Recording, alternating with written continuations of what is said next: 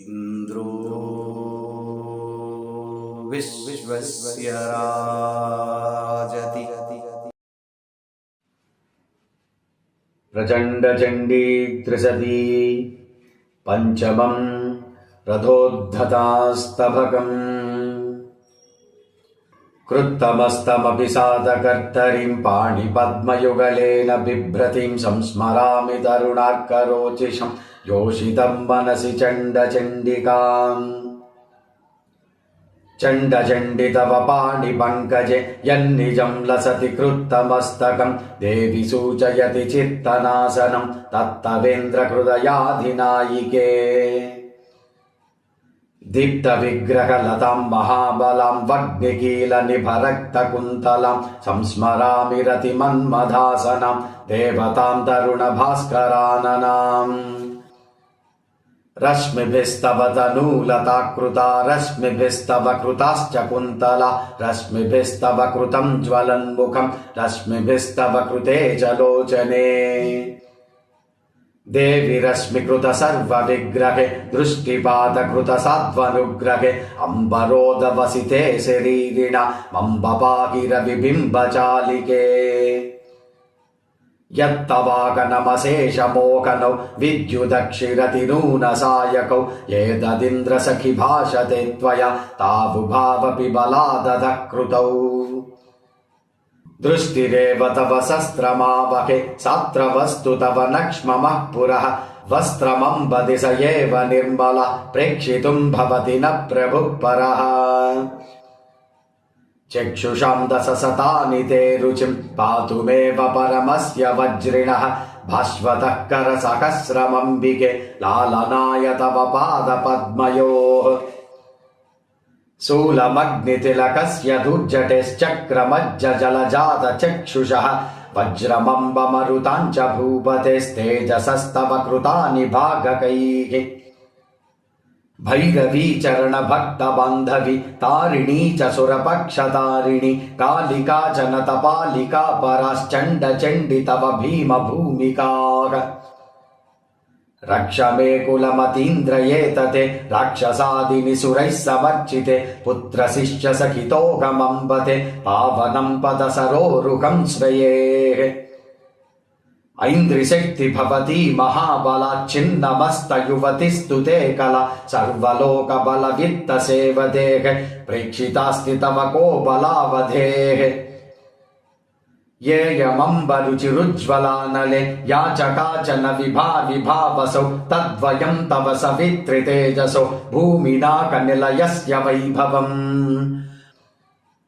प्राणदातव रुचिर्जगत्त्रये प्राणकृच्चवत कार्यभेदतः वैभवं भुवनचक्रपालिके को नु वर्णयितुमीश्वरस्तव उद्भवस्तव विपाकवैभवे नाशनं च जगदम्बदेहिनां यौवनं नयनहारि निर्मलं वार्धकं च विततातुलप्रभे निर्बलो भवति भूतले युवा यच्छ देवि जठरो भवेद्बलि तद्वयं तव विचित्रपाकतः पाकशासनसखिक्षरेतरे वार्धकेन बलकान्तिहारिणा दारुणेन कटुकार्यकारिणा ग्रस्तमेतमधुना पुनः कुरु त्राणदे युवकवत्पदाश्रितम् भोगलालसतयाननूतनं देवि विक्रममपारमर्दये अत्रमेव पुशिलास्यमम्बते सोढुमेव मम शेयमर्धना शक्तिरम्ब मम काचिदन्तरे या त्वयैव निहितालमल्पका वृद्धिमेत्य सकतामियं परां बाह्यशक्तिमिह निर्गलज्जराम् अम्बते नरसुरासुरस्तु ते दिव्यशक्तिलहरी विशोधितं पातकानि जगतीव मामिमं कामयन्त इव सर्वसिद्धयः शक्तिरिन्द्रसखि चेन्न ते मृषा भक्तिरीश्वरि न मे मृषा यदि उल्लसं तुरति कन्तुपीठिके शीघ्रमेव मयि योगसिद्धयः अस्तु भक्तिरखिलाम्ब मे नव शक्तिरेव तव सम्प्रसोद्यमं देवकार्यकरणक्षमं बल दादधातु विदधातु चामृतम् नास्यमम्ब तव यद्यपीक्षितं लास्यमेतदनुभूयते मया पादघातततिचूर्णितान्यजे यत्र यान्ति दुरितानि संक्षयम् स्वीयशक्तिलहरी विलासिने किङ्कराय पदपद्मलम्बिने भाषतां विषयवैरिदारणे भङ्गवर्जितमुपायमम्बिका निर्मले करुणया प्रपूरिते सन्ततं विकसिते महामहे अम्बिका हृदि वितन्वतामि माह सम्प्रसादमतुलं रथोद्धता इति पञ्चमं रथोद्धतास्तभगं सम्पूर्णम्। प्रचण्डचण्डी त्रिशती षष्ठं स्वागतास्तबकम् योगिने बलमलं विदधान सेवकाय कुशलानि ददान अस्तु मे सुरधरापतिशक्तिश्चेतसश्च वपुषश्च सुखाय कार्यमस्ति मम किञ्चन सत्यं तज्जयाय विलपामि च सत्यम् एवमप्यकपटैव रतिर्मे वज्रपाणि सखिते पदपद्मे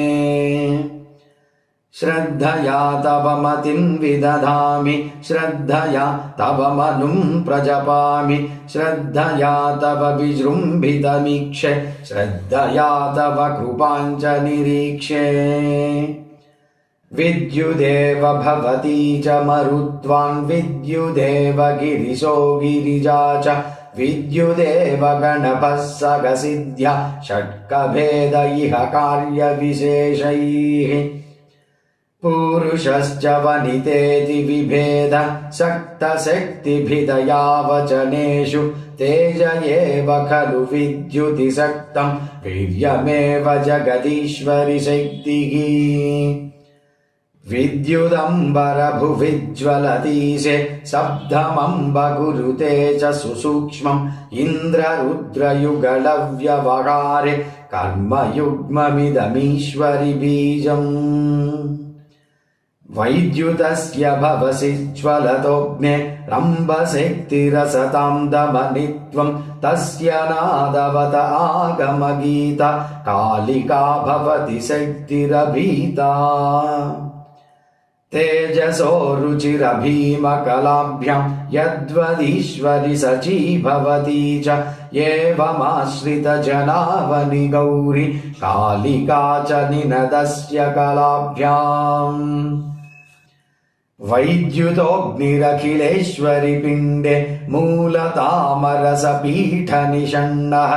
इन्द्रियं भवति वागिति दैवं यं विदो गणपतिं कथयन्ति ग्रन्थिभेदविकचे सरसीजे जृम्भमाण इव वैद्युतवग्निः यां रुचिं प्रकटयत्यतिवीर्यां चैव सिद्धिरिति काचन लक्ष्मीः विद्युदेव भवती ननु भान्ति विद्युदेव न गजानि नदन्ति विद्युदेव तपसो विलसन्ति विग्रहेषु परमेश्वरि सिद्धिः नैव केवलमुदारचरित्रे विद्युदद्भुततमात्रिविभूतिः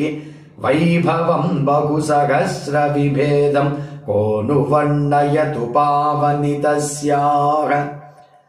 वैद्युतं ज्वलनमीश्वरि हित्वा नैव दैवतमभीष्टतमं नः यद्विभूतिगुणगानविलोला भारती जयति मे बहुलीला तेजसश्च सहसश्च विभेदाद्यातनुस्तव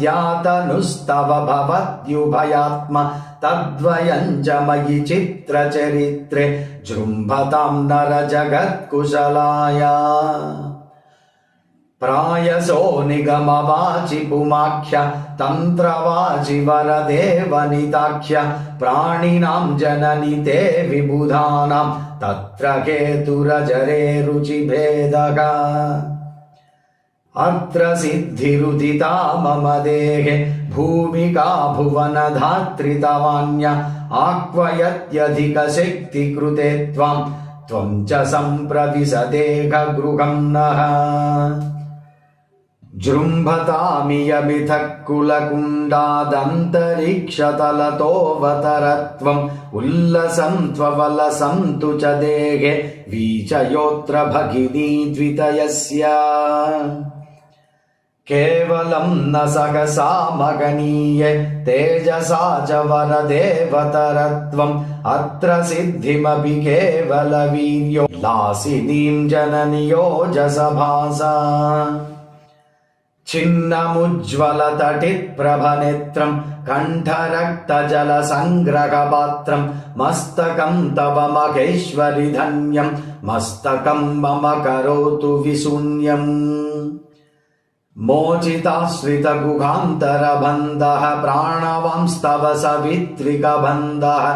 वासनाकुसुमतल्पकसुप्तां सम्प्रबोधयतु मे मतिमाप्ताम् देवपूज्य चरणा तव चेटी निर्विबन्धकरुणा परिपाटी वज्रपाणि सखि शोकदरिद्रं वर्णिनी भणतु मे बहुभद्रम् चण्डचण्डितव युद्धवयस्य योगिवेद्य निजवीर्यरहस्य चेतसश्च भुजयोश्च समग्रं ढाकिनी दिशतु मे बलमुग्रम् मन्मथेन सकरागरसार्द्र पूरुषायितरतारतिरिढ्य आसनं तव वशीकुरुतान्मे सर्वलोकमपि वज्रशरीरे द्रुप्यतां विषयवैरिगणानां मर्दनाय रमणीयमुपायम् अम्ब शीघ्रमभिधाय नयत्वं मामिमं चरणपङ्कजबन्धुम् तेजसा च सहसा च विभान्ति पुष्करे च यमिनां च तनूषु सम्मदं भजतु वासवशक्तिः स्वागताभिरमलाभिरिमाभिः इति षष्ठं स्वागतास्तभकं सम्पूर्णम्।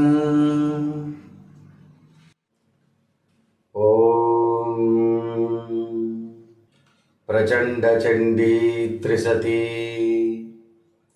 सप्तमम् इन्द्रवज्रास्तबकम् ज्ञानाय हानाय चतुर्गणानां भानाय तत्त्वस्य परस्य साक्षात् देवीं प्रपद्ये सुरपालशक्तिमेकामनन्दामभितो विभान्तीम् ईशो शरीरो जगतां परस्ताद्देवी खगाया परितो जगन्ति पूर्वो विशुद्धो गुणगन्धशून्यः स्थानं गुणानामपराखिलानाम् आक्रम्य लोकं सकलं विभाति नो केवलं भूरि विभूतिरम्बा शुद्धा परस्तादपि नादचित्तिरूपा विपापा परितश्चकास्ति त्रैलोक्यभुजा निरणोरनिष्टस्तस्यात्मशक्तिर्महतो महिष्ठा एतद्रहस्यं भुवि वेदयो नातत्त्वप्रसङ्गेषु न तस्य मोहः ज्ञानं परं धर्मवधि सतत्त्वं धर्मात्मकं ज्ञानमजास्वरूपं शक्तिशयोर्भक्तुमशक्ययोरप्येवं विभागो वचसाप्यधायि दृश्यस्य सर्वस्य च भोगकाले धर्मी च धर्मश्च विभाति बोधः अन्तः समाधानयमेकरूपकः शक्तिश भेदस्तदसावनित्यः धर्मः परस्तात् परमेश्वरीया धर्मित्वमेषा जगति प्रयाति यावज्जगज्जीवितमप्रणाशामाकाशमाश्रित्य महच्छरीरम्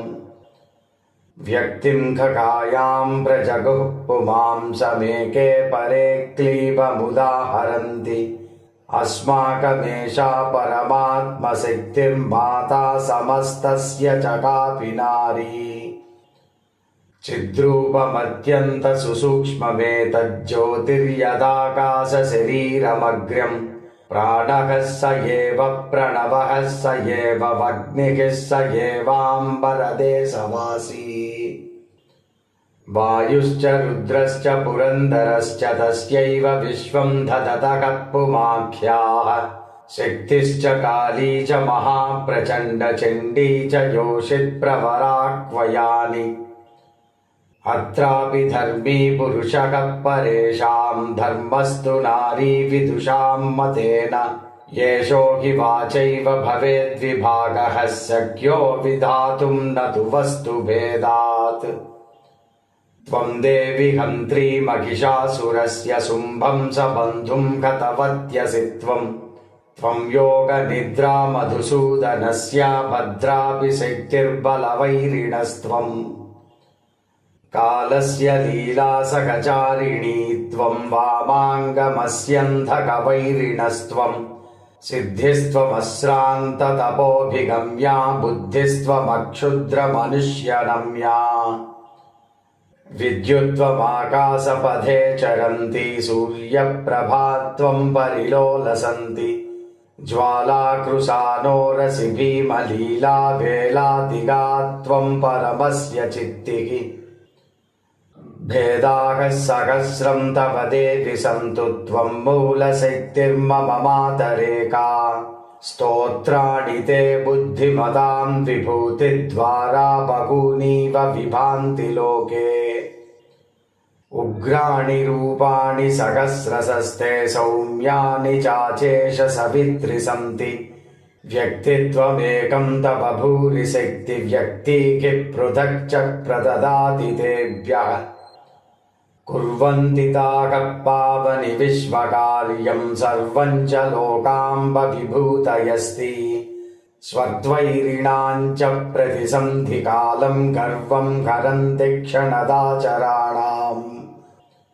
चण्डी प्रचण्डा तव या विभूतिर्वज्रात्मिका शक्तिरपारसारा सा सम्प्रदायातुलमम्ब वीर्यदेवी क्रियान् मां कृतदेव कार्यम् आविश्वयामां वपुषो गुहायां चित्राणि ते शक्तिरजे करोति सा का तव प्राज्यविभूतिमध्ये सध्येयरूपे विशदीकुरुष्व संशोधनायैव कृतिः किमस्या सञ्चालनायापि किमु क्रियाणां शक्यै किमेषा विदधाति चेष्टा महोष्विदच्छां च मतिं प्रदातुम् प्राणप्रदा भीमतमा च शक्तिर्या कृत्तशीर्षं सकसा विवेश सा मे क्रियात् प्राणबलं प्रशस्तं हस्तं च मे कार्यपटुं करोतु सन्देहजालं प्रविधूय तेजः सन्धायिनी कृत्तशिराः करोतु बृन्दारकाराधितपादपद्मा मन्दारुमन्दारलता शुभं नः मामा विसन्ति भववानवात्वं सम्पादयेष्टं मम वानवात्वम् अपारसारे जननि प्रचण्डचण्डी त्वमेका कुलदैवतं नः नाशं विधातुं विषयद्विषां मे पाशत्रयान्मोचयितुं च देहम् शेषाहि वन्ये पदकिङ्कराया भाषा स्वयोगं जननि प्रचण्डे सर्वात्मशक्तेः पदबन्धुगीताः कुर्वन्तु भूयां समिह प्रमोदम् युक्तस्य देव्यास्तकितः समाधिमत्तस्य चित्तस्य ममेन्द्रवज्राः इति सप्तमम् इन्द्रवज्रास्तवकं सम्पूर्णम् प्रचण्डचण्डी त्रिशती अष्टमम् भयहारीस्तवकम् उग्रधरनादां पापहरपादां नौमि खलमारीं वज्रधरनारीं शक्तिकरणानां गुप्तभरणानां ध्वान्तहरविद्युद्वीचिकिरणानां नित्यकरुणानां व्योमशरणानाम् अस्मिगुणवन्दी मातृचरणानाम् काचन सवर्यां देवि मुनिनार्यां पुण्यवदधीते मोहनकलाते काचिदपि तस्यां मौनिजनगीते कृत्तशिरसीशे भीषणकलाते मञ्जुतरगुञ्जा हारनिकरायै चापसरयुक्त प्रोज्ज्वलकरायै सर्वजनचक्षुस्तर्पणविभायै जङ्गमविचित्र स्वर्णलतिकायै अभ्रचिकुरायै शुभ्रहसितायै मादकमनोज्ञ स्वादुवचनायै इन्दुवदनायै कुन्दरदनायै मन्दरकुजायै मन्दगमनायै अञ्जलिरयम्बे कञ्चनयनायै मौनिकुलनार्यै पावनसपर्यै पावनचरित्रां मारमणपुत्रां छिन्नशिरसं तां नौमि मुनिकान्ताम् मातरै वीर्यत्रातवरधर्मे मास्तु हृदि मोहः सद्गतिरिपुर्मे देवि मुनिचेतो रञ्जिलमधुर्मे मास्तु हृदि कामः सुस्थितिरिपुर्मे देवजनभर्तुः प्राणसखिरामे मास्तु हृदि भीतिर्वीर्यदमनी मे व्योमचरिमातर्भामयि विसीमे मास्तु हृदि कोपो बुद्धिदमनो मे साध्ववनलोले देवि बहुलीले अस्तु मम धैर्यं चेतसि सुवीर्यम् सर्वतनुपाका धायि तव भव्यम् अस्तु वरतेजो नेतृ मम दिव्यम् इच्छति सवित्री यत्प्रियसुताय तद्वितर सर्वं देवि भजकाय इच्छति मनुष्यो यद्रिपुजनाय मत्तदयि दूरे पालय विधाय वर्धयतु तेजो वर्धयतु शक्तिं वर्धयतु मेम्बा वज्रभृतिभक्तिम् वज्रमयि मातर्वज्रधर भक्तः अस्तु तव वीर्या दत्र भुवि शक्तः नश्यतु समस्तो वज्रधर वैरी ये तु जयमन्तर्वज्रधरधारी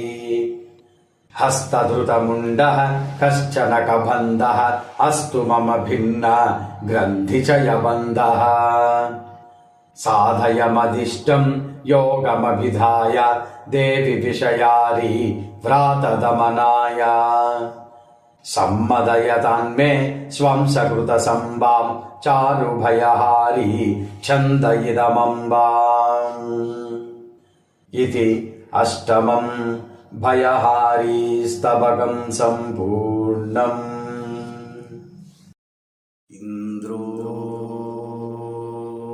विश्वस्य राजति